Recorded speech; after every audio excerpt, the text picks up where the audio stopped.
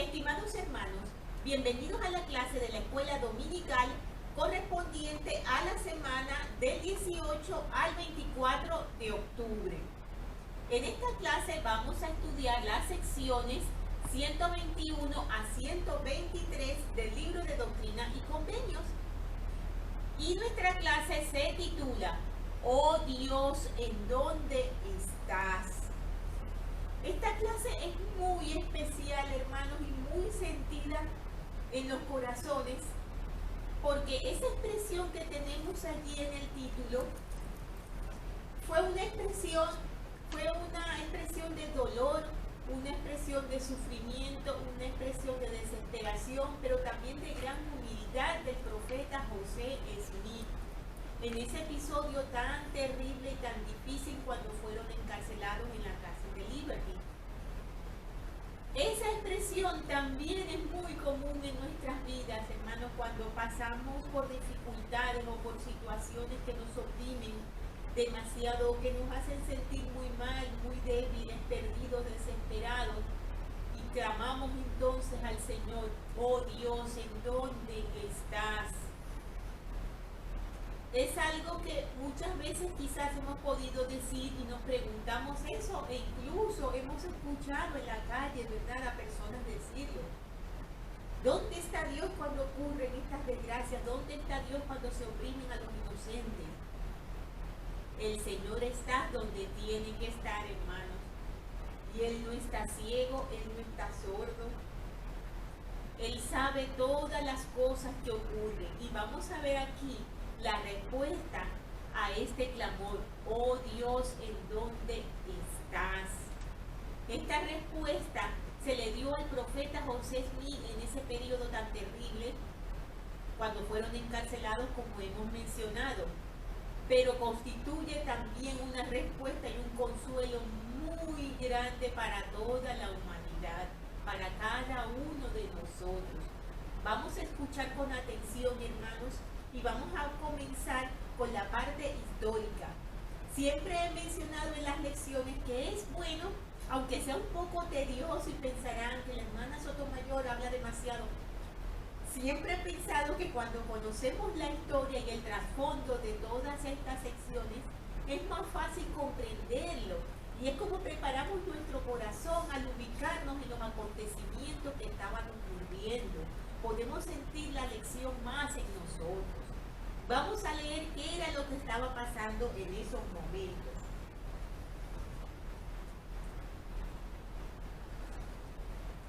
El 1 de diciembre de 1838, Caleb Baldwin, un santo de los últimos días poco conocido y procedente de Waresville, Ohio, fue acusado de delito de traición a la patria y encerrado en el nivel inferior de la cárcel de Liberty del condado de Clay, Missouri. Esta historia, hermanos, la tenemos, antes que se me olvide, en el libro de Revelaciones en Contexto, un libro muy importante y muy especial, donde podemos leer todas estas historias para comprender mejor las secciones. Entre sus compañeros de prisión se encontraban los miembros de la primera presidencia de la Iglesia de Jesucristo de los Santos de los Últimos Días: José Smith, Hiram Smith, Sidney Rigdon, así como Lyman Wight y Alexander McRae. El confinamiento de casi 4 meses de los 6 detenidos se convirtió en el último episodio de la historia de los santos de los últimos días en Missouri. Una historia llena de acontecimientos y a menudo turbulenta. Dentro de los muros de la cárcel de Liberty, Baldwin sirvió de escriba de algunas de las reflexiones más profundas de José Smith, dirigidas a los santos de los últimos días que habían sido esparcidos y despojados de sus bienes. Partes de dichas reflexiones pasaron más tarde a formar parte de las Escrituras y se convirtieron en Doctrinas y Convenios 121, 122 y 123, que son las secciones que vamos a estudiar ahora. Algunos de estos pasajes se han convertido en perlas de las Escrituras, las cuales se han citado con frecuencia en el discurso de los santos de los últimos días a lo largo de los años. Si bien la historia de la cárcel de Liberty se ha contado una y otra vez desde la perspectiva de José Smith, la experiencia de los otros prisioneros aporta más información. Baldwin, que era el de mayor edad del grupo, tuvo dificultades físicas y emocionales en la mazmorra de la cárcel de Liberty. Las palabras de inspiración que llegaron a José cuando dictaba su carta brindaron consuelo a este hombre de 47 años y padre de 10 hijos que anhelaba estar con su familia durante su encarcelamiento de 4 meses. Mientras los santos de los últimos días buscaban obtener un desagravio mediante peticiones escritas, también se organizaron militarmente para proteger a sus familias en caso de un conflicto armado. Recordemos que el Señor les había pedido a los santos que trataran por todos los medios de ir legalmente a buscar su defensa. Por eso ellos presentaban alegatos, presentaban escritos al gobierno para que les ayudaran legalmente a hacer justicia en su situación. No les quedó más remedio, como dice aquí, que armarse y organizarse para defenderse por sí mismos. Incluso después de que los santos de los últimos días se mudaron al condado de Caldwell, en el noroeste de Missouri, el cual había sido creado por el gobierno estatal exclusivamente para ellos, se libraron batallas en Gallatin, DeWitt, el río Blue, el río Kruger y Hounsville, durante lo cual llegó a conocerse como la Guerra Mormona de Missouri.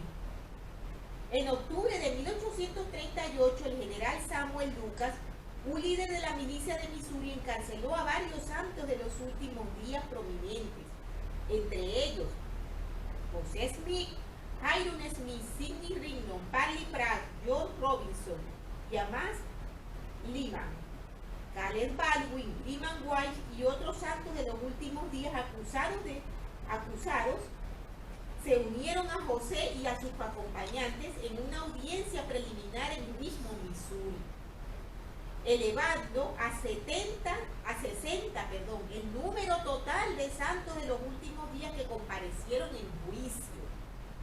Durante la audiencia, el juez Austin King se dirigió específicamente a Baldwin y le ofreció su libertad si renunciaba a su religión y abandonaba al profeta José Smith, una oferta que Baldwin rechazó.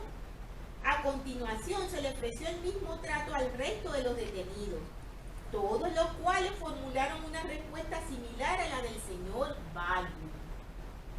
El juez King finalmente encontró suficiente causa probable para encarcelar a varios líderes santos de los últimos días: José Smith, Hyrum Smith, Sidney Rigdon, Lyman White, Alexander McRae y Caleb Baldwin.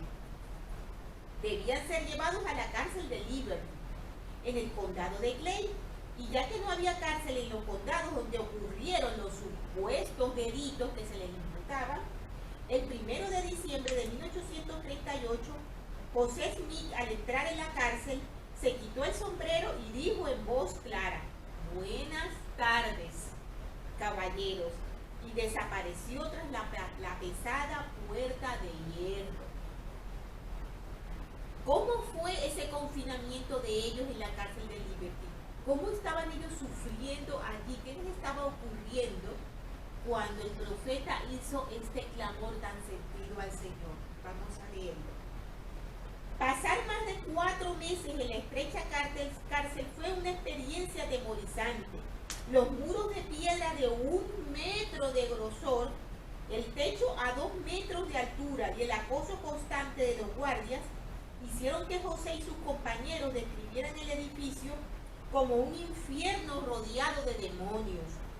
Los detenidos fueron puestos en la mazmorra del nivel más bajo, donde la temperatura era más baja, la luz más tenue, los olores más nauseabundos y el tiempo parecía no acabar nunca.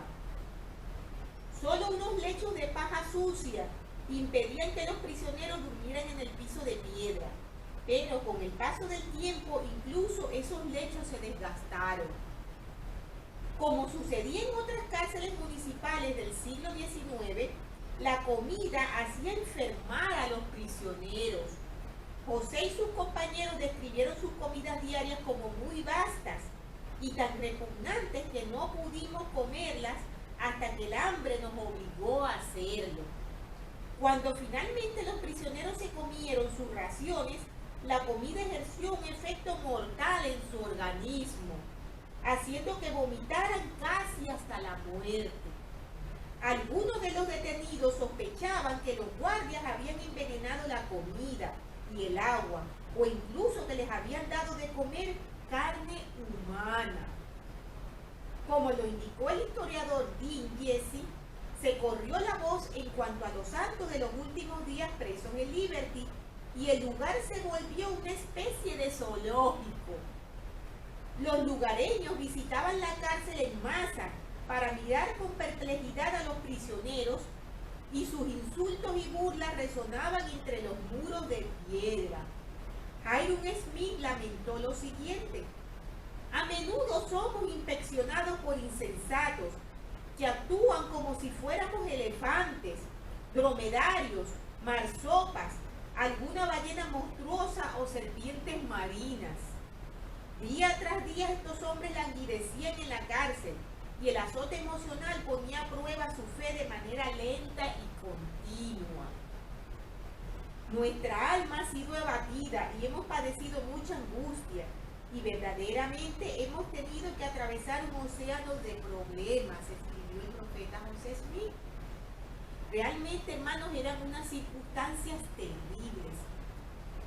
Debemos pensar también que si de por sí ya las circunstancias eran totalmente aterradoras para cualquier ser humano, cuán aterradoras, cuán tristes, cuán desanimantes podrían ser aún para seres humanos que eran inocentes como ellos. Si ya de por sí ese encierro para una persona que ha cometido delito es fuerte, al menos en su conciencia sabe que está llevando un castigo por sus delitos.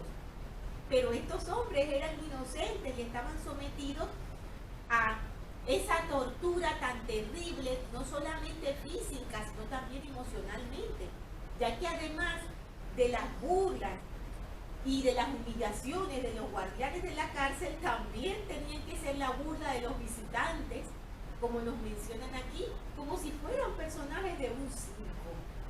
Se menciona también aquí en la historia de que hacía un frío espantoso, terrible. Allí no había chimenea, les permitían hacer una fogata para coger algo de calor.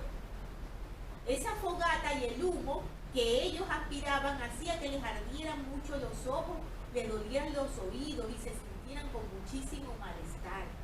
Las ventanas que habían estaban muy altas y apenas se podía entrar algo de luz.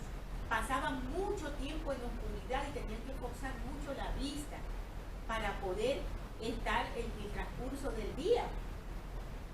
Aquí nos mencionan en la historia que Sidney Rigdon era miembro de mayor edad y era el que peor llevaba toda esta situación. Él era el mayor después del hermano Baldwin, del que hablábamos al principio. Se puso tan mal de salud que, acosado en una cama inclinada, rogó que se le dejara marchar anticipadamente. Nos referimos a Sidney Rigdon. Y su discurso elocuente y su grave enfermedad motivaron al juez a liberar a Rigdon antes de lo previsto. También Hiram Smith estaba muy enfermo. Dice que entró en un estado de shock en un momento determinado de las terribles circunstancias. Tal vez lo más desalentador para los prisioneros que permanecían allí era pensar en sus familias. Absolutamente algo que nos podía pasar a cualquiera de nosotros si hubiéramos estado en su lugar. Ellos, además de padecer en sí mismos, padecían la tortura de saber que sus familias estaban siendo sometidas a humillaciones, a persecuciones, a graves peligros de ser asesinados, que habían sido sacados de sus hogares y despojados de todas sus propiedades. Estaban solos, sus esposas, sus hijos, y eso era causa de desesperación de ellos también. El hermano Baldwin particularmente estaba bastante preocupado y desesperado, ya que a diferencia de sus compañeros, él apenas recibía noticias de su familia y como hemos mencionado, él tenía 10 hijos y una esposa. Y era terrible para él. Según se registra en la historia, él solo recibió una sola visita de su esposa y nunca más supo ni de ella ni de sus hijos durante el tiempo que estuvo recluido. Nos hablan aquí que la apelación de 2 páginas de Baldwin, él hizo una apelación, ponía de manifiesto su deseo de reunirse con su familia, que después de su confinamiento había sido expulsada del Estado sin poseer ningún medio de subsistencia. Baldwin también se había enterado de que su hijo, también llamado Caleb, igual que su padre, había sido golpeado casi hasta la muerte por los habitantes de Missouri con palos de nogal. Por lo tanto, habiendo sido detenido, sin la mínima sombra de testimonio en contra de él, Baldwin pidió que cesara la constante opresión y que se le absolviera de todos los cargos. A pesar de las peticiones de los prisioneros, aparentemente existían pruebas suficientes para mantenerlos detenidos. Fue realmente algo muy duro, muy difícil para ellos. Finalmente, con el tiempo, los compañeros de prisión lograron escapar. Ellos hicieron un par de intentos antes, pero no lo lograron. Y esto empeoró aún más su confinamiento, ya que entonces la vigilancia era más rigurosa. E incluso hubo un momento en que quisieron encadenarlos al suelo, además de las condiciones que ellos tenían. Aquí en la historia cuentan que cuando los carceleros llegaron a intentar hacer esto con ellos, el hermano Baldwin se levantó y con gran furia y determinación le dijo al carcelero: si tú intentas encadenarme al suelo, yo voy a matarte. Fue tan fuerte su amenaza que el carcelero decidió marcharse y volver después. Finalmente no lo hicieron, pero las condiciones siguieron siendo terribles para ellos. Como mencionábamos, con el tiempo los compañeros de prisión lograron escapar de las autoridades legales, mientras se les acompañaba a una audiencia en el condado de Boone, Missouri, en abril de 1839. Sus guardias hicieron la vista gorda y permitieron que los prisioneros huyeran de su custodia tras haberlos conducido lejos de los enemigos de los santos de los últimos días en el condado de Clay. Baldwin quedó separado de José y de los demás en varias ocasiones después de su fuga, pero todos los prisioneros terminaron llegando a Illinois y se reunieron por fin con sus familiares, amigos y el resto de los refugiados santos de los últimos días. Les recomiendo, hermanos, que lean la historia aquí en el libro con más detenimiento y más detalle porque hay más cosas, pero evidentemente no podemos leerlo todo en la clase. Comenzando entonces de lleno con los versículos, tenemos que en el 121, en la sección 121 nos dice, en el cabecero del pasillo, oración y profecías escritas por José Smith, el profeta, en una epístola a la iglesia, mientras se hallaba preso en la cárcel de Liberty, Missouri, fechada el 20 de marzo de 1839. Hemos leído la historia de cómo ocurrieron los acontecimientos y que las secciones 121, 122 y 123 contienen extractos de esa epístola o de esa carta que el profeta escribió. Es muy hermosa esta lección, hermano, porque el profeta da su clamor al Señor, como nos dice el título, y el Señor le responde. Vamos a leer lo que dice. El profeta señala: oh Dios, ¿en dónde estás? ¿Y dónde está el pabellón que cubre tu morada oculta? ¿Hasta cuándo se detendrá tu mano y tu ojo? Sí, tu ojo puro contemplará desde los cielos eternos los agravios de tu pueblo y de tus siervos, y penetrarán sus lamentos en tus oídos.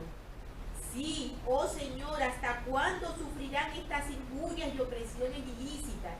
antes que tu corazón se ablande y tus entrañas se llenen de compasión por ellos. Y el profeta José Smith le pide al Señor que por favor enseñe su enojo en contra de los enemigos, en varios versículos que continúan.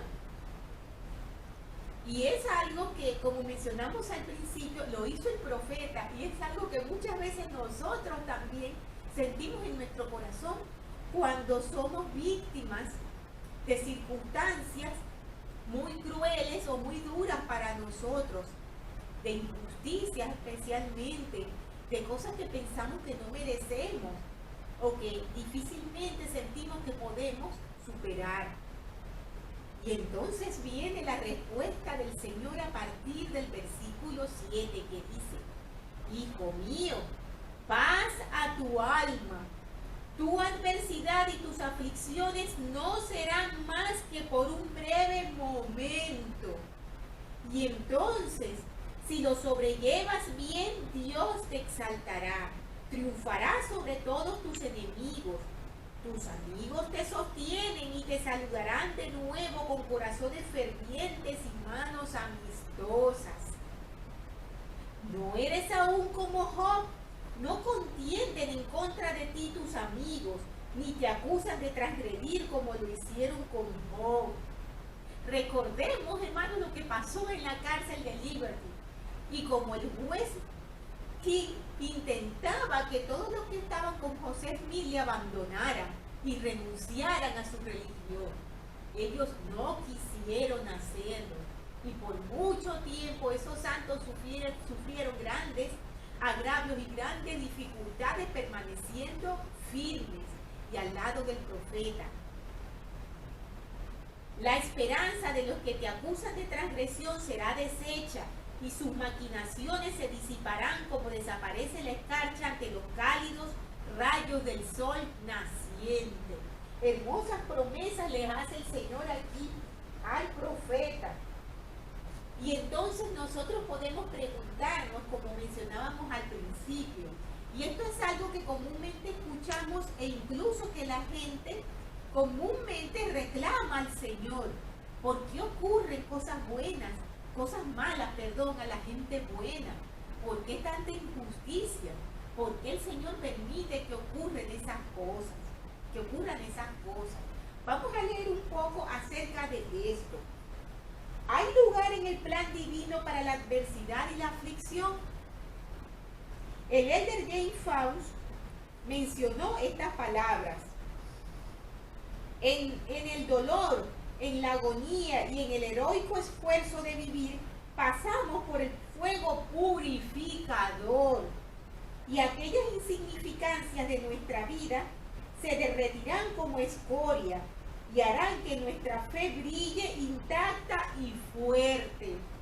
En esta forma la imagen divina puede reflejarse desde el alma.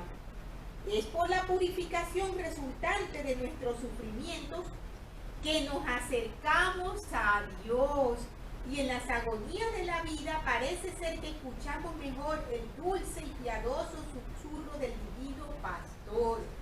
Ciertamente, hermano, cuando peor estamos, cuando más hundidos nos sentimos y más desesperados, nosotros pensamos que el Señor se ha alejado de nosotros y que nos ha abandonado. Y realmente no es así. Es en esos momentos cuando el Señor está allí, más cerca de nosotros, presto a ayudarnos, presto a cubrirnos con sus brazos. Somos nosotros que no lo vemos muchas veces y que no lo buscamos, pero Él está allí. Y es en esos momentos cuando nuestro espíritu y nuestro corazón se derrama más hacia los ruegos y hacia buscar el consuelo y el amor de nuestro Padre Celestial. Entonces, el elder Faust explica por qué ocurren estas cosas. Y esto a mí me ha agradado mucho. Vamos a intentar tenerlo en claro para poderlo explicar cuando esas personas nos dicen que Dios, nuestro Padre Celestial, es injusto y permite que se opriman a las personas buenas. Vamos a leer. Algunas de nuestras tribulaciones más grandes son el resultado de nuestras propias imprudencias y debilidades, es decir, consecuencias de las transgresiones que hemos cometido y de los errores en los que hemos caído cuando nos hemos desviado del camino recto. Otras aflicciones son el resultado de la naturaleza propia y de la corruptibilidad del cuerpo mortal. Sabemos, hermanos, que tenemos un cuerpo de carne y hueso, un cuerpo que es susceptible a enfermarse, a generar cosas que ponen en peligro nuestra vida, que nos pueden llevar a sufrimiento por padecimientos de enfermedades. Forma parte de tener un cuerpo mortal. Tenemos también otras causas, encuentran su base en los medios elegidos por los inicuos, en el mal uso del libre albedrío. Nosotros tenemos un libre albedrío, ¿verdad? Pero no solamente los santos de los últimos días lo tenemos. Todas las personas, todos los seres humanos tienen su libre albedrío y toman sus propias decisiones, tanto para hacer el bien como para hacer el mal. Eso no implica que el Señor haga que esas personas actúen en contra de nosotros. Ellos eligen hacerlo y el Señor les está observando y sabe lo que está pasando, pero ellos están actuando bajo su voluntad, y parte de lo que de ese libre albedrío que ellos están ejerciendo, lo están haciendo porque quieren hacerlo, y el Señor no les impide llevar sus propósitos aun cuando estos sean malos, pero su momento llegará. Entonces, finalmente los castigos de Dios ejercidos sobre los malvados causan hambre, causan pestilencias, terremotos y otras tribulaciones. ¿Qué ocurre? Que castigar a todas las personas que no han actuado bien, que se han alejado del Señor, que han sido desobedientes, que han oprimido a los santos, genera castigos que muchas veces también caen sobre los santos, como nos hablan aquí, terremotos, pestilencias y todos estos desastres que producen sufrimiento. Estas personas eligieron actuar mal, tienen su albedrío y pueden actuar mal. Las consecuencias de ello tendrán que sufrirlas, pero lamentablemente muchas veces caen sobre nosotros también. Y las consecuencias del castigo que ellos tienen también muchas veces salpica sobre nosotros. Entonces, Brigham Young dijo que el profeta progresó más hacia la perfección en 38 años por causa de las terribles aflicciones que sufrió y supo sobrellevar bien que lo que hubiera podido lograr en 1000 años sin ellas. Es muy importante esto, hermanos. Podemos recibir confianza de la promesa del Señor de que Él, que es fiel en la tribulación, tendrá podemos recibir confianza de la promesa del Señor de que el que es fiel en la tribulación tendrá mayor galardón en el reino de Dios. Por lo tanto, no podéis ver con vuestros ojos naturales el designio de vuestro Dios, concerniente a las cosas que vendrán más adelante, y la gloria que seguirá después de mucha tribulación, porque tras mucha tribulación vienen las bendiciones, como aprendimos en Doctrinas y Convenios 58, lo tenemos en los versículos del 2 al 4. Este tema del albedrío, hermano, es importante que nosotros lo entendamos. El Señor no ejerce castigo en las personas, si ellos no están actuando mal. Pero por eso el Señor nos habla en muchas oportunidades en las Escrituras de que rebosan el vaso de su ira. Y el Señor está esperando a ver si ellos se arrepienten. Pero llega un momento en que la paciencia del Señor ya llega a su fin. Y estas personas tienen su castigo. Pero así como nosotros ejercemos nuestro albedrío para hacer cosas buenas y para edificar el reino de Dios, también los malvados ejercen el de ellos para dañarnos y para tratar de frenar al Señor en su obra, cosa que jamás van a poder hacer, pero lo intentan. Tenemos entonces también que el Señor les promete que todas esas maquinaciones van a ser detenidas y van a ser destruidas. El Señor les dice que las personas que están haciendo daño a ellos van a caer. El elder John Cannon enseñó lo siguiente: los miembros de la iglesia no deben imaginar que porque al presente conocen la verdad y la obra de Dios, sabrán siempre estas cosas y que por consiguiente podrán permanecer siempre fieles. Si pierden el Espíritu Santo por motivo de sus transgresiones, desde ese momento su conocimiento de la obra de Dios deja de crecer y muere. Y solo pasa un corto tiempo antes de que tales personas nieguen la fe. Esto es una advertencia importantísima, hermano, porque muchas veces vemos a los enemigos de la iglesia como solamente los que están por fuera. Y lamentablemente muchas veces los que están dentro aún ejercen mayor daño. Y pensamos, no podemos caer en eso, yo no caería nunca en eso con todo el conocimiento que tengo.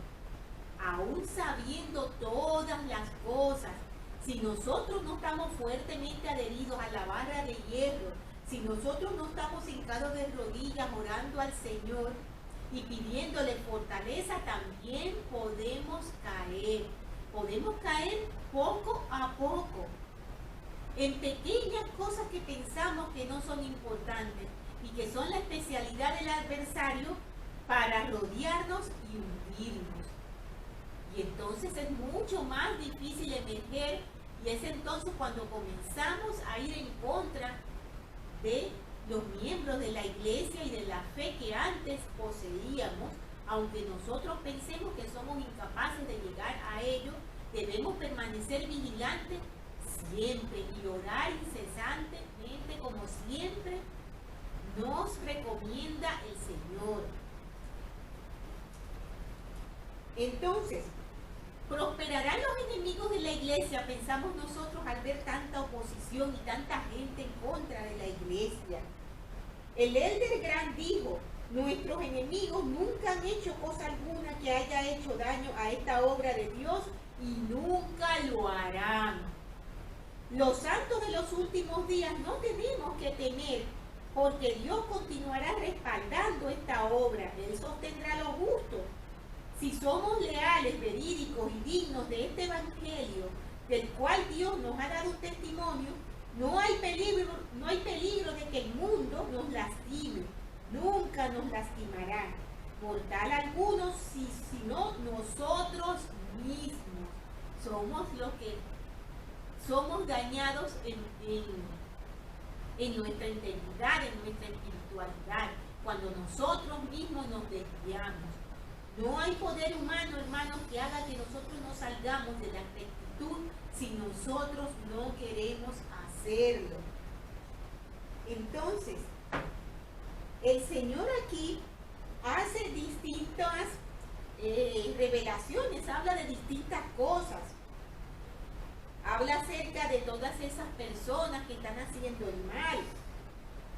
Y dice: de aquí a pocos años ellos y su posteridad serán arrasados debajo de los cielos, dice Dios, que no quedará ni uno de ellos para estar junto al muro, en el versículo 15.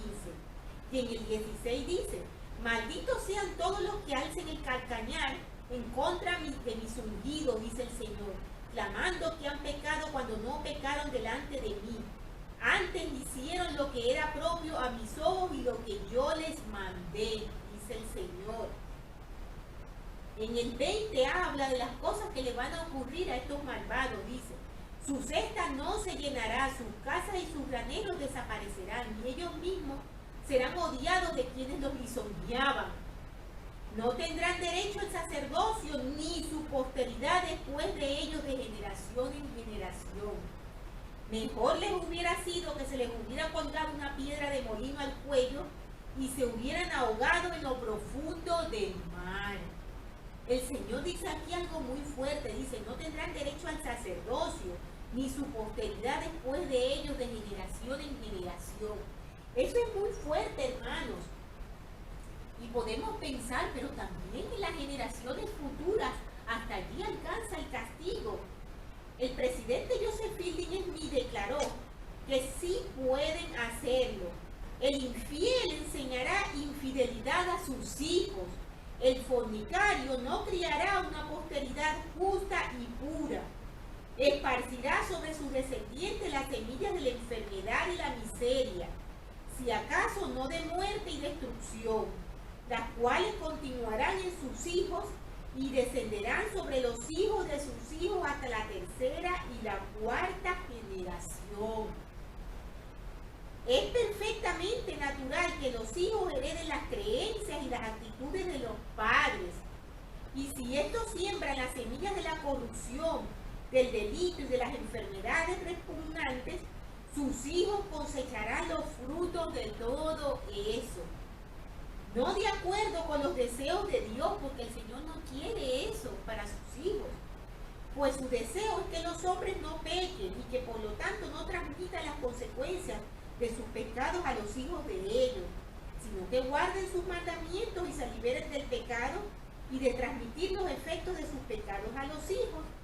Pero los hombres no escuchan a Dios, no escuchan al Señor, sino que se hacen su propia ley y cometen pecados, cosechan las consecuencias de su propia iniquidad y naturalmente impartirán sus frutos a sus hijos hasta la tercera y hasta la cuarta generación, para que entendamos lo que el Señor quiso decir allí y no nos confundamos pensando, oh, el Señor es injusto, ¿qué culpa tienen los hijos? Lamentablemente, todos esos errores y todos esos pecados y todas esas transgresiones, el Señor las va transmitiendo a sus hijos y los hijos a su vez a sus propios hijos. Y lamentablemente eso se extiende a varias generaciones. Continuando, entonces tenemos que en el 24 el Señor dice, he aquí mis ojos ven y conocen todas sus obras, y tengo reservado en su sazón un juicio repentino para todos ellos. Porque para cada hombre hay una hora señalada de acuerdo con sus obras. Por eso decíamos al principio, cuando decimos, oh Dios, ¿en dónde estás? Pensamos que el Señor no está viendo lo que está pasando, o que no le importa, o que no puede, o que no quiere hacer nada. El Señor está mirando perfectamente, está observando, y a su tiempo y en su infinita sabiduría, Él sabe lo que debe hacer con cada uno de esos hijos malvados y desobedientes. Tenemos aquí toda la explicación y todas las cosas que el Señor transmite al profeta.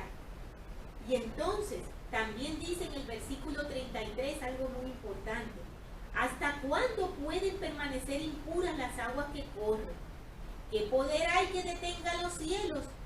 Tan inútil le sería al hombre extender su débil brazo para contener el río Missouri en su curso decretado, o volverlo hacia atrás, como evitar que el Todopoderoso derrame conocimiento desde el cielo sobre la cabeza de los últimos días, perdón, de los santos de los últimos días. He aquí muchos son los llamados y pocos son los escogidos. ¿Y por qué no son escogidos? El Señor lo explica como lo hablamos en otras lecciones.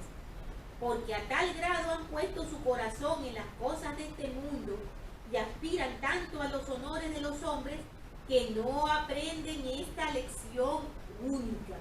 Y el Señor habla fuertemente acerca del sacerdocio. Dice que los derechos del sacerdocio están inseparablemente unidos a los poderes del cielo y que estos no pueden ser gobernados ni manejados sino conforme a los principios de la rectitud. Es cierto que se nos pueden conferir, pero cuando intentamos encubrir nuestros pecados o satisfacer nuestro orgullo, nuestra vana ambición o ejercer mando o dominio o compulsión sobre las almas de los hijos de los hombres, en cualquier grado de injusticia, he aquí los cielos se retiran, el Espíritu del Señor es ofendido, y cuando se aparta se acabó el sacerdocio o la autoridad de tal hombre. Palabras muy fuertes, hermanos, que se entienden incluso más allá de lo que es el comportamiento o la diligencia que tienen las personas dentro de la iglesia, el sacerdocio y también nosotras, porque el Señor se refiere a todos. ¿Por qué digo que esto trasciende más allá de los límites únicamente aquí dentro de la iglesia? Porque muchas veces se da el caso, lamentablemente, de personas que vemos con gran rectitud, con gran fortaleza, con gran diligencia haciendo las cosas en la iglesia. Pero lamentablemente en sus hogares es muy distinto. Al Señor no lo podemos engañar. Y si nuestro sacerdocio no es llevado fielmente en rectitud en nuestros hogares, también igualmente estamos fallando, porque es nuestra mayordomía. El Señor nos las ha dado y confía en que nuestra rectitud llegue también a nuestras familias.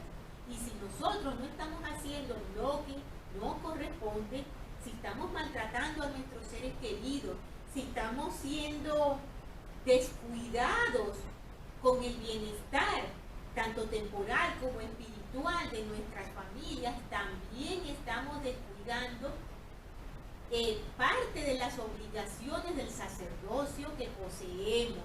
Entonces esto es bien importante. Estas cosas que el Señor relata aquí del sacerdocio son bien importantes que las analicemos. En el 39 nos dice: hemos aprendido por tristes experiencias que la naturaleza y disposición de casi todos los hombres en cuanto reciben un poco de autoridad, como ellos suponen, es comenzar inmediatamente a ejercer injusto dominio. Por tanto, muchos son llamados, pero pocos son escogidos. Bien porque se comportan mal, bien porque no ejercen justo dominio del sacerdocio que poseen, bien porque son llamados y son negligentes en cuanto a lo que el Señor requiere de ellos. Por eso, aunque son llamados, no son escogidos, porque no han sido rectos, no han sido fieles, no han maximizado el llamamiento que el Señor les ha dado. Ningún poder o influencia se puede ni se debe mantener en virtud del sacerdocio, sino por persuasión, por longanimidad, benignidad, mansedumbre y por amor sincero. Y nos dice en el 43, reprendiendo en el momento oportuno con severidad, cuando lo induzca el Espíritu Santo, y entonces demostrando mayor amor hacia el que ha reprendido, no sea que se considere su enemigo. Con respecto a esto, yo quiero comentar algo muy importante, hermanos, para que tengamos claro esta aseveración que nos hace el Señor. Muchos piensan que la expresión en la ocasión quiere decir a veces, pero no es así. O sea que el Señor quiere decir, no siempre tienes que ser duro, no siempre tienes que ser severo. Algunas veces puedes dejar pasar algunas cosas. No, eso no es lo que ha querido decir el Señor. Reprender en la ocasión significa hacerlo lo más pronto posible, temprano o a tiempo, en el momento oportuno, mientras todavía haya tiempo para hacerlo, antes que sea demasiado tarde, a la mayor brevedad, pronto, rápidamente. Eso es lo que quiere decir el Señor. No que lo hagamos cuando podamos, más adelante, algunas veces sí, u otras veces no. Tengamos esto muy en claro, que actuar cuando hay que hacerlo ante las transgresiones y ante las desviaciones del camino de rectitud debe hacerse lo antes posible, como lo indica el Señor, con severidad, pero también ofreciendo amor a esa persona. continuando con los versículos, tenemos lo siguiente. El Señor dijo en el 45, deja también que tus entrañas se llenen de caridad para con todos los hombres y para con los de la familia de la fe, y deja que la virtud engalane tus pensamientos incesantemente. Entonces tu confianza se fortalecerá en la presencia de Dios, y la doctrina del sacerdocio destilará sobre tu alma como rocío del cielo. Una hermosa promesa, hermanos, que va acompañada de una advertencia muy importante, que la virtud engalane nuestros pensamientos. En otras lecciones hemos estudiado y hemos especificado que lo que nosotros tenemos en nuestros pensamientos, aunque pensemos que está oculto, que no se ve, y que al no hacerlo o llevarlo a una obra no es importante, realmente sí que lo es.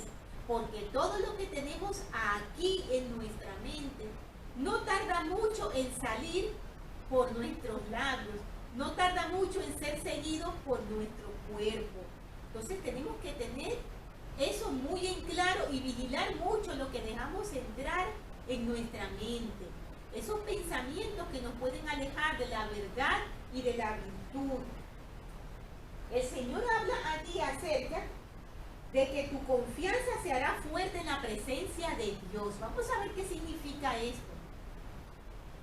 El Elder de esta imagen dijo que todo hombre puede ingresar en el grado más alto del reino celestial si sus actos han sido de naturaleza tal que le permitan estar cómodo allí.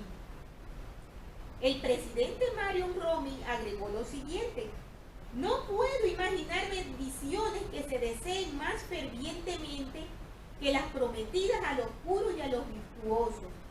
Jesús habló en cuanto a recompensas definidas por las diversas virtudes, pero reservó las mayores, según me parece a mí, para los de corazón puro, porque dijo, verán a Dios. Y no solo verán a Dios, sino que se sentirán cómodos en su presencia.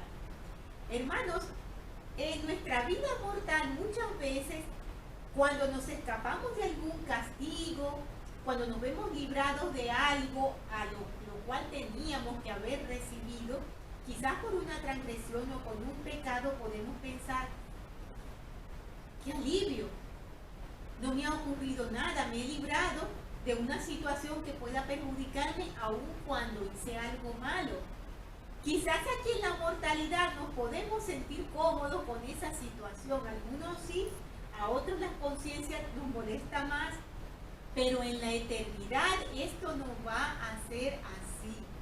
Nosotros, cuando resucitemos, cuando estemos compareciendo ante Dios, nosotros no vamos a ser como somos ahora, en el sentido de esa vivacidad y esa comodidad de decir, oh, si el Señor no se da cuenta de lo que hago, quizás puedo morar con Él, me salvé de ir al infierno. No, porque nosotros no podríamos soportar estar en la gloria de Dios estando manchados, habiendo actuado mal y no habiendo cumplido con lo que el Señor nos requirió. Por eso Él aquí nos habla de fortalecerá tu confianza en la presencia de Dios. Así también en la mortalidad, cuando somos justos, cuando procuramos ser buenas personas, nos sentimos mal cuando hacemos algo que no es correcto, ¿verdad? Y es bueno sentirse mal. Es bueno porque nos conduce al arrepentimiento, nos conduce a sentir tristeza, como hemos nombrado en otras lecciones y hemos leído en las Escrituras, la tristeza según Dios. ¿Por qué? Porque llegamos a sentirnos mal cuando hacemos algo malo al saber que le hemos fallado al Señor. Y ese sentimiento nos lleva a mejorar, nos lleva a progresar, porque nos lleva a arrepentirnos. Pero es cuando llegamos a la tristeza según Dios, no cuando llegamos a la tristeza, podemos decirlo en el sentido mortal, o en el sentido de nuestra naturaleza como humano, a la tristeza que nos lleva el miedo de lo que nos va a ocurrir como consecuencia de lo malo. Es muy distinta ambas cosas. Continuando, entonces con la lección tenemos también la siguiente sección, que es la 122, que nos dice: las palabras del Señor a José Smith el profeta, mientras éste se hallaba preso en la cárcel de Liberty, Missouri. Esta sección constituye un fragmento de una epístola a la iglesia, fechada el 20 de marzo de 1839. Recordemos que al principio, en la introducción histórica que hicimos, hablamos de que estas secciones tienen fragmentos de esas cartas que escribió el profeta mientras estuvo en Liberty. Y tenemos que dice en el primero versículo: los extremos de la tierra indagarán tu nombre, los necios se burlarán de ti y el infierno se encolerizará en tu contra, le dice el Señor al profeta José Smith. Los 5 meses de la cárcel y los ultrajes y la mala alimentación y la reclusión que el profeta y sus amigos soportaron en el sucio y maloliente calabozo de la cárcel de Liberty en Missouri contrastan indiscutiblemente con la sublime epístola que el profeta envió a los afligidos miembros de la iglesia, la cual escribió en el espacio de 5 días y terminó aproximadamente el 25 de marzo de 1839. Hablamos allí de objeto de burlas en contra del nombre del profeta José Smith, ¿verdad? Esto ocurrió en la época en la que el profeta aún vivía. Como hemos mencionado, entre muchos otros acontecimientos y entre otras muchas situaciones, la peor, la de Liberty, cuando entraba todas esas personas a burlarse de ellos, cuando los guardias se burlaban de ellos, cuando personas hablaban en contra del profeta y decían que era falso, que se había inventado todas esas cosas, que trataba de engañar a las personas. Ciertamente fue su nombre objeto de burla, y decimos fue en su época, pero lamentablemente aún lo seguirá siendo hoy en día, porque aún hoy en día vemos los constantes ataques que sufre nuestra iglesia, y las muchas veces que las personas confundidas en la calle nos mencionan que nosotros adoramos al profeta como si fuera un dios, y que no era más que un hombre falso, que inventó una serie de cosas, incluyendo el libro de Mormón. Ya hemos hablado acerca de esas actitudes y de esas cosas en lecciones pasadas. Pero todo esto, aunque negativo, fuerte, difícil de llevar, y que nos causa indignación y rabia en muchas ocasiones, es una señal de algo bien importante. Es señal de que nosotros sí estamos en la verdad.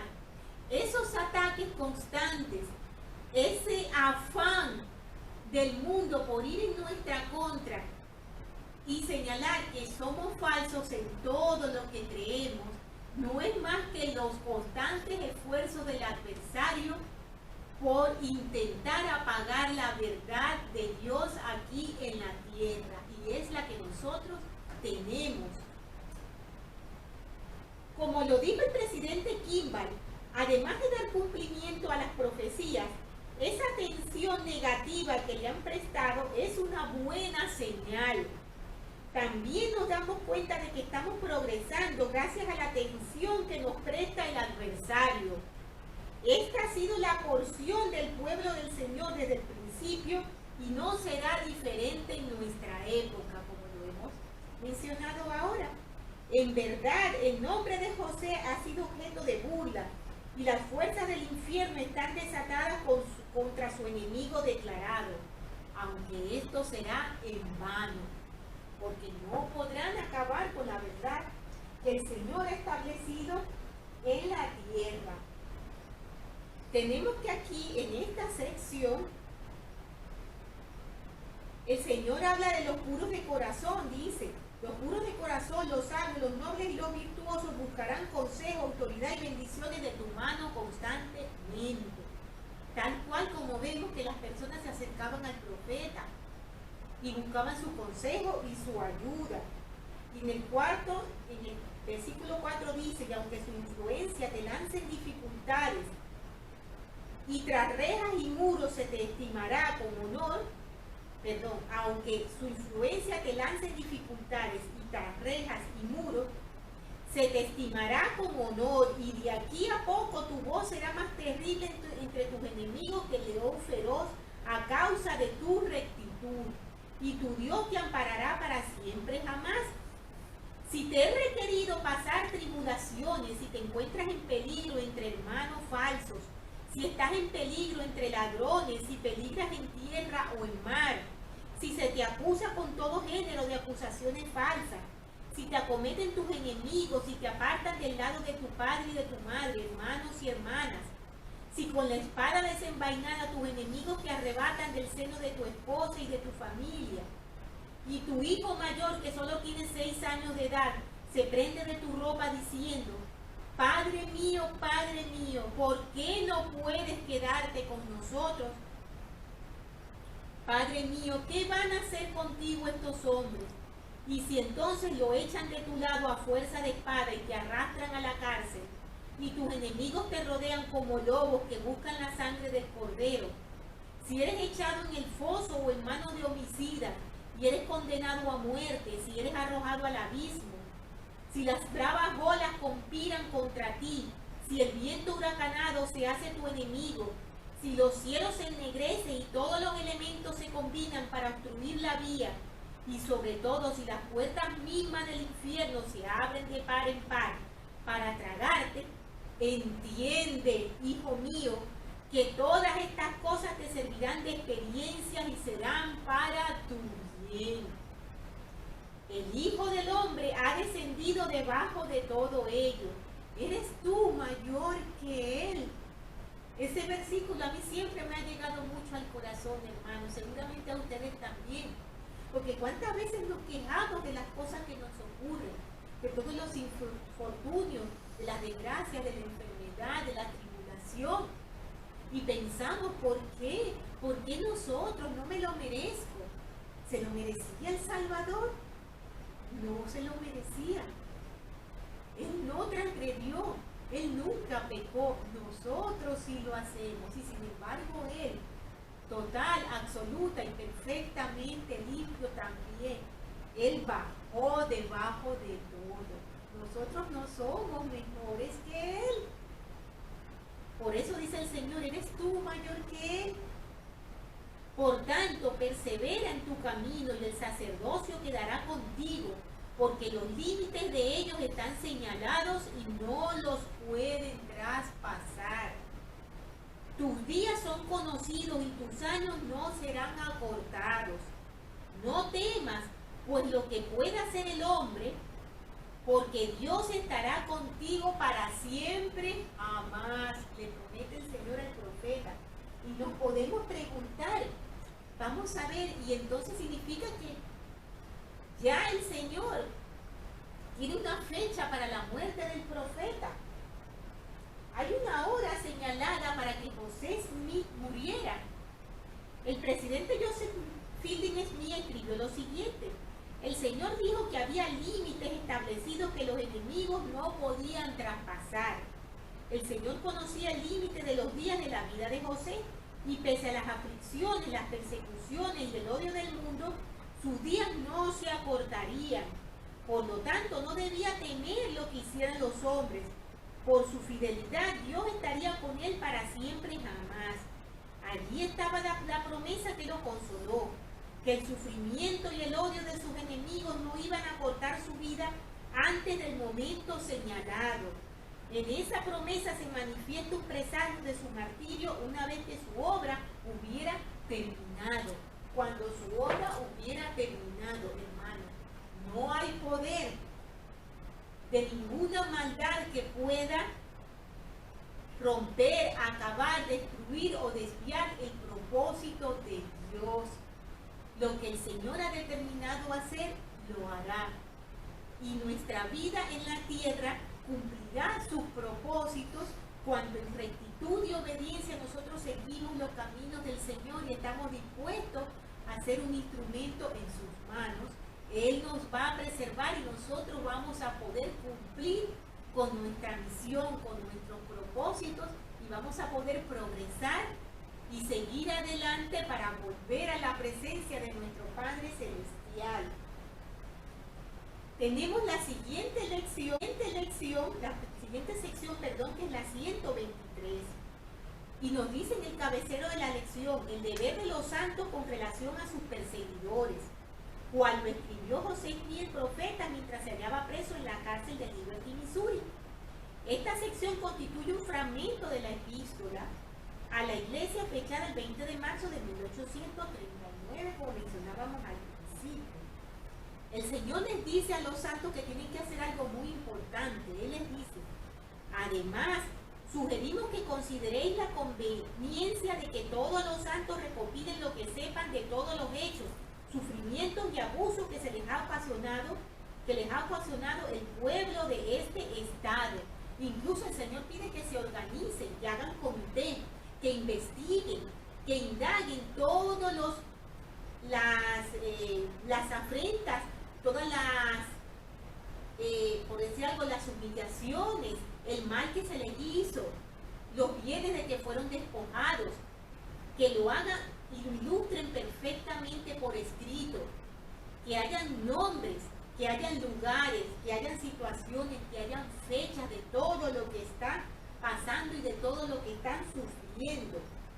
Y en el 6 le dice, para no solamente publicarlas al mundo entero, sino para presentarlas a los jefes del gobierno en todo su aspecto tenebroso e infernal, como el último esfuerzo que nuestro Padre Celestial nos ha mandado hacer antes que podamos reclamar plena y cabalmente el cumplimiento de esa promesa que lo llamará de su morada oculta, y también para que toda la nación quede sin excusa antes que Él descargue la fuerza de su brazo poderoso. Dan allí una serie de explicaciones con respecto a ello, y dice en el 11 que además es una obligación imperiosa que tenemos para con la generación que va creciendo y para con todos los puros de corazón, porque todavía hay muchos en la tierra, entre todas las sectas, partidos y denominaciones, que son cegados por la sutil astucia de los hombres, que acechan para engañar y no llegan a la verdad solo porque no saben dónde hallarla. De manera que se debe atender estas cosas con gran diligencia. Ningún hombre, dice en el versículo 15, considere como cosas pequeñas, porque hay mucho en lo futuro perteneciente a los santos que depende de estas cosas. El Señor dice que es imperioso hacer todos esos registros, toda esta información que tenemos en los libros, en revelaciones, en contexto, en todos esos archivos que tienen de la iglesia, en cuanto a todo lo que ha ocurrido en la historia desde que la iglesia comenzó a organizarse, es de vital importancia para todos, y el Señor aquí lo declara perfectamente. Nos dice: hermanos, vosotros sabéis que un barco muy grande se beneficia mucho en una tempestad con un timón pequeño que lo acomoda al vaivén del viento y de las olas. Si nosotros miramos la nota al pie de página con respecto a eso, en Santiago 3:4 nos dice: mirad también las naves, que aunque tan grandes y llevadas por impetuosos vientos, son gobernadas con un muy pequeño timón por donde el que las gobierna quiere. Y en Alma 37, del 6 al 7 nos dice: ahora bien, tal vez piense que esto es locura de mi parte, mas he aquí te digo, que por medio de cosas pequeñas y sencillas se realizan grandes cosas, y en muchos casos los pequeños medios confunden a los sabios, y el Señor se vale de medios para realizar sus grandes y eternos designios, y por medios muy pequeños el Señor confunde a los sabios y realiza la salvación de muchas almas. Doctrinas y Convenios 64:33 nos dice: por tanto, no os canséis de hacer lo bueno, porque estáis poniendo los cimientos de una gran obra, y de las cosas pequeñas proceden las grandes. Entre las cosas que hemos leído en cuanto a la insistencia, como el profeta nos explica que se debe hacer según lo que el Señor le ha indicado a él nos habla aquí de las personas buenas y justas que no han sabido cómo llegar a la verdad. Si no hay un registro de esas historias que verifiquen todos estos acontecimientos, estas personas también se desviarán, porque serán fácilmente engañadas al no haber un registro fidedigno de todas las cosas que ocurrieron. Por eso es importante que ese registro sea detallado, que lleve fecha, que lleve nombre, que lleve acontecimientos, que lleve detalles de lo que ocurrió, para que se sepa, para que el mundo pueda ver todo lo que ha pasado. Entonces tenemos que el presidente Kimball dijo lo siguiente: hermanos y hermanas, orad por quienes critican a la iglesia, amad a vuestros enemigos, guardaos fieles y manteneos en la senda recta y angosta. Utilizad sabiduría y buen juicio en lo que digáis y hagáis, para no dar pretexto a otros para que os critiquen o tengan un mal concepto de la iglesia. No os sorprendáis ni desaniméis si tenéis que enfrentaros con grandes pruebas y tribulaciones. Esta obra que Satanás trata en vano de destrozar es la que Dios ha puesto sobre la tierra para elevar la humanidad. En esta sección el Señor le indica al profeta cómo debemos comportarnos, como decía al principio, ellos en sus dificultades, nosotros en las que también pasamos en nuestra época. No podemos ponernos al nivel de todas esas personas que con maldad quieren destruir nuestra iglesia o que quieren destruir y ridiculizar nuestra fe. Como nos recomiendan muchas veces las autoridades generales y nuestros líderes locales, siempre debemos defender el Evangelio con mucha fortaleza, con mucha fe, con mucha firmeza, pero también a la manera del Señor. Y si nosotros oramos fervientemente por tener la sabiduría para hacerlo, lo vamos a poder hacer sin dejar de ser un estandarte para las naciones y un ejemplo, sin tener que darle motivos a esas personas de que hagan crecer su odio en contra de nosotros, y de desviar también a personas que sean buenas y se vean confundidas con un mal comportamiento de nuestra parte. Tenemos otro comentario importante. Dice: ¿tienen los registros del presente algún valor para las generaciones futuras? Podemos pensar, es importante realmente que se guarde todo esto. Son demasiadas cosas, demasiado que escribir, demasiado detalle. ¿Quién lo va a leer? ¿A quién le va a importar? ¿Realmente es importante? Sí. Con el transcurso de los años y al darse a conocer las terribles injusticias cometidas en Missouri por medio de los registros que se han conservado y de la paciencia y rectitud de los santos de Dios, el tardío remordimiento de ese estado se hace sentir en un discurso que el presidente Kimball dio a los miembros de la iglesia. Escuchen con atención, hermanos, porque esto es realmente hermoso. Dice: después de nuestra última conferencia recibimos un placentero mensaje de parte de Christopher Bond, gobernador del estado de Missouri, quien nos comunicó que ha abrogado la orden ejecutiva de 138 años de existencia del gobernador Lieber Boggs, en la cual se decretaba el exterminio de los mormones en el estado de Missouri y la expulsión de ellos de ese lugar. El gobernador Bond, actual gobernador del estado, dice, actual gobernador en esos momentos: en representación de todos los habitantes del estado de Missouri, expreso nuestro profundo pesar por la injusticia y el inmenso sufrimiento causado por esta orden en 1838 o de 1838, y por medio de la presente dejo sin efecto la orden ejecutiva número 44, fechada el 27 de octubre de 1838 y expedida por el gobernador Lieber Boggs. Al gobernador Bond y al pueblo de Missouri hacemos llegar nuestro profundo reconocimiento y aprecio por ese decreto revocatorio y por la relación amistosa que al presente existe entre los miembros de la Iglesia de Jesucristo de los Santos de los Últimos Días y el pueblo de Missouri. Actualmente tenemos en ese estado 5 estacas en 51 comunidades con aproximadamente 15.000 miembros de la iglesia. Lo que confiamos sean ciudadanos obedientes a las leyes del estado de Missouri. Gracias, gobernador Bowman. Allí vemos, hermanos, la importancia de lo que el Señor ha mandado hacer, del registro, de detallar con fechas, de detallar con nombres, de registrar la historia. Es indispensable y absolutamente esencial e importante. Hermanos, esta clase está realmente repleta de detalles que nosotros pues no podemos abarcar en su totalidad.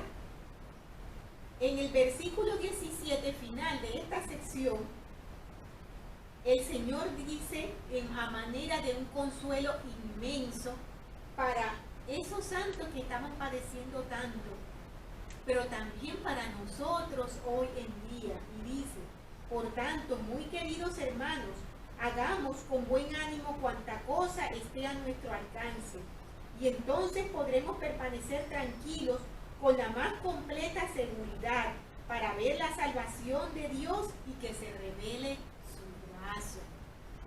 Debemos hacer nuestra parte, Señor, y hacer lo que el Señor requiere que nosotros hagamos y comportarnos como Él desea que lo hagamos, ante el dolor, ante la aflicción, ante la injusticia también.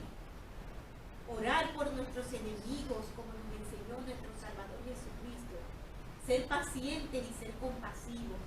Y tener ese amor tan único y tan especial que nuestro Salvador nos enseñó y que Él desea que nosotros sembremos, que nosotros tengamos en nuestro corazón y estemos dispuestos a llevar a cada uno de nuestros hermanos. Aquí hemos aprendido, hermanos, lecciones muy importantes, que si sobrellevamos bien nuestras pruebas, Dios nos exaltará, que debemos ser rectos para acceder a los poderes del cielo, que Jesucristo ha descendido debajo de todas las cosas y nos fortalece en nuestras pruebas. El Señor no nos ha prometido que no vamos a tener sufrimientos. El Señor nos ha prometido estar a nuestro lado y ayudarnos si nosotros estamos dispuestos a seguirle. Recordemos a lo que hemos venido, hermanos, a aprender, a progresar, a ser probados, a decirle al Señor con nuestro corazón que estamos dispuestos a ser obedientes, a amarlo, a seguirlo y a tener y a mantener en nuestro corazón ese gozo por volver de nuevo a su lado. Sé sin ninguna duda, hermanos, que esta es la iglesia verdadera.